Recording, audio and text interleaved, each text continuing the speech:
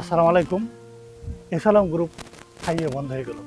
এসালাম group স্থায়ীভাবে বন্ধের মাধ্যমে শুধু 15,000 মানুষেরই কর্মসংস্থান বন্ধ হলো না, বরং ভবিষ্যৎ প্রজন্মেরও চাকরির ক্ষেত্র সংকোচন হয়ে গেল।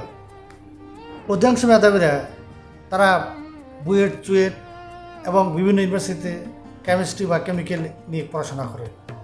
এসব বিষয়ে পড়াশোনা করার পর তারা সরকারি চাকরির জন্য অপেক্ষা না করে এসব ভারী শিল্পে চাকরি নিয়ে থাকে, কারণ এসব ভারী শিল্পে মোটামুটি ভালো বেতন পাওয়া যায়, যা দিয়ে তারা সংসারের সচ্ছলতা আনতে পারে। কিন্তু স্বাধীনতা 55 বছর পর যে তিলে তিলে শিল্প প্রতিষ্ঠানের যে বিকাশ ঘটেছিল, যা 24শে আন্দোলনের পর সেগুলো আস্তে আস্তে ধূলিসাৎ হয়ে যাচ্ছে।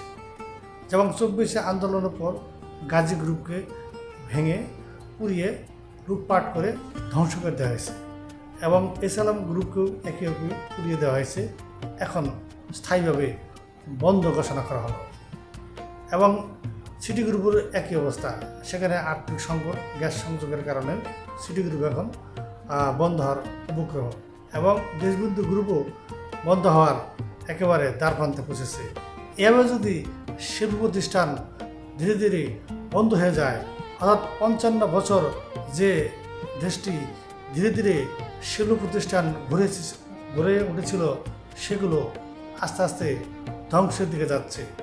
সরকার যদি এই শিল্প প্রতিষ্ঠানকে বাঁচানোর উদ্যোগ না নেয়, তাহলে এই দেশ 55 বছরে যতটুকু আগাইছিল সেটা আবার সেই 55 বছর পিছনে পড়ে যাবে।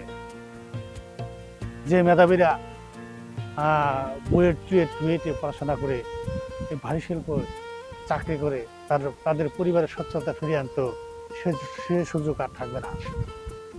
দেশের হাজার হাজার মানুষ বেকার হয়ে যাবে, হাজার হাজার মানুষ পড়াশোনা করার পরেও চাকরি হবে না।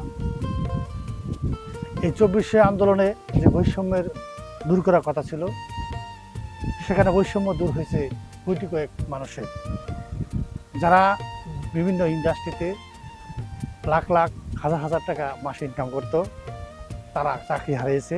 আর যারা টুকাই ছিল আন্দোলনের মাধ্যমে আজ হাজার হাজার কোটি টাকার মালিক হয়েছে। এই কয়েকজনের জন্য পুরো দেশ আজ ধ্বংসের মুখে। এই ধ্বংসস্তূপ থেকে শিল্প প্রতিষ্ঠানকে যদি আঘাত না পারে, তাহলে দেশ হয়ে যাবে সোমালিয়া, উগান্ডা, এবং এখানের মানুষের বসবাসের উপযোগ থাকবে না। চিন্তায় হাজারি, লুটপাট, লুটতরাজ বেড়ে যাবে। দুর্নীতিতে আবার দেশ শীর্ষস্থান অর্জন করবে। এই মতাবস্থায় সরকারকে কঠোর পদক্ষেপ নিতে হবে এই শিল্প প্রতিষ্ঠানকে বাঁচানোর জন্য। তা না হলে দেশ আবার সেই বেগে চলে যাবে। এর খেসারত ও জাতিকে কত বছর বইতে হবে সেটাই দেখার অপেক্ষা।